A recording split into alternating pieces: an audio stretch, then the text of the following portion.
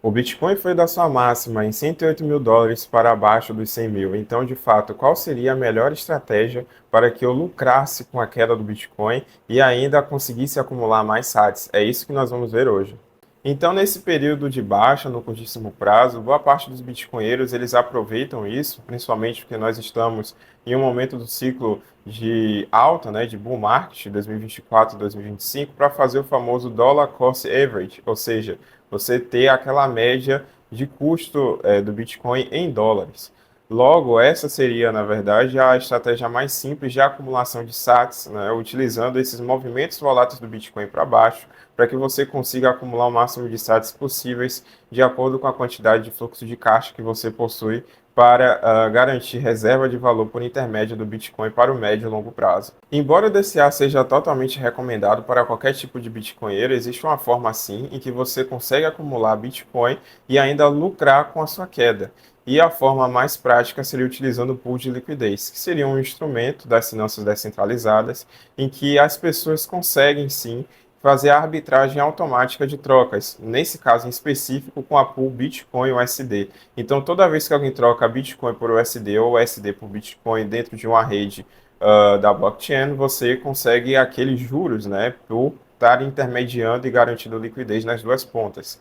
Agora, o ponto é o seguinte: se você colocar liquidez ali, você vai estar exposto em Bitcoin, exposto em dólar durante uma queda, e é por isso mesmo que você vai conseguir uma quantidade bem grande de juros, que pode chegar até 5% ao mês. Então, essa pool híbrida seria o ideal, por exemplo, para que você venha fazer o seu dollar cost average enquanto o Bitcoin está caindo, e quando você verificar no gráfico que ele chegou em um patamar que seja bom o suficiente para você transformar aquilo para Bitcoin on-chain, então, de fato, você pode ter essa estratégia como algo que vai aumentar de forma significativa a sua quantidade de sats, uma vez que todos aqueles juros você pode converter em satoshis. Lembrando que essas pools de liquidez vão estar majoritariamente em L2 do Ethereum, então você vai utilizar aquelas L2 para garantir a arbitragem dessas moedas de forma automática, que é a pool de liquidez, e depois, quando você achar bom o suficiente, você pode utilizar algumas pontes descentralizadas para mandar diretamente para um chain como uma Sideshift, Trocador.app ou até o Jumper Exchange. Você pode também deixar essa estratégia ainda mais complexa usando o put option, ou seja, opções de put. Para quem não sabe o que é uma put, é como se você estivesse apostando na queda com a compra de um contrato futuro, mas aonde o seu prejuízo máximo seria a quantidade de dinheiro que você colocou. Então vamos dizer que você esteja ganhando 5% ao mês nessa pool de liquidez BTC-USD, né? E você colocou, digamos, 1.000 dólares. Então, estamos falando de 50 dólares por mês. E aí você vai lá e coloca, digamos, 20 dólares em uma put option abaixo do range, né? Vamos dizer que você fechou aquela pool de liquidez dentro do range. Para quem não sabe o que é um range, é quando você concentra uma quantidade maior de liquidez dos seus aportes dentro de uma faixa de preço. Então, você não vai arbitrar todas as trocas relacionadas a diferentes preços, tão somente aquelas que foram recolocadas dentro do range. Normalmente é range de 30, range de 25, ou seja, você vai ficar arbitrando ali preço quando no máximo o Bitcoin cair 25% ou subir 25%. Mas como estamos falando em um ambiente de queda, então possivelmente você sempre vai estar prevendo que o range vai sempre cair, né? Vai chegar naquela base extrema inferior. Logo, uma put option, né, utilizando a previsibilidade dos juros, seria o melhor. Então você poderia pegar aqueles 50 dólares possíveis e colocar 20 dólares em uma put option. Então, quando o Bitcoin cair muito, você também pode intensificar ainda esses juros utilizando esse contrato de opções.